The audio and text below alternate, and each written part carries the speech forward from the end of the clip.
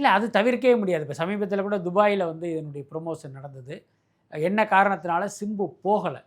இப்போ அங்கே வந்து கமல்ஹாசன் பேச போனோம்னா எல்லாரும் சிம்பு எங்கே சிம்பு எங்கேன்னு கேட்க ஆரம்பிச்சிட்டாங்களாம். ஒரு கட்டத்தில் கமலுக்கே அது லேசான ஒரு எரிச்சலையே ஒரு கடுப்பையும் ஏற்படுத்தியிருக்கு. அதை அப்படி ரொம்ப கண்ட்ரோல் பண்ணிக்கிட்டு இப்போ நான் பேசணுமா வேணாமா அப்படிங்கிற அளவுக்கு அவர் கேட்டிருக்காரு.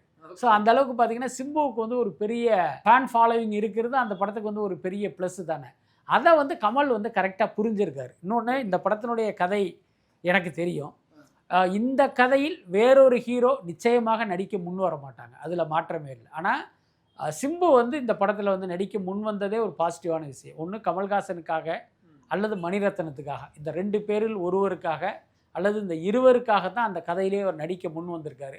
ஸோ அதை தெரிஞ்சுக்கிட்டு சிம்புவுக்கு வந்து நம்ம வந்து ஒரு சரியான ஸ்பேஸை கொடுக்கணும் அப்படின்னு கமல் நினைக்கிறாரு. ஸோ அதுதான் எல்லா இடங்களிலும் அவருக்கு கொடுக்கப்படுகிற முக்கியத்துவத்துக்கான அடிப்படை காரணம்.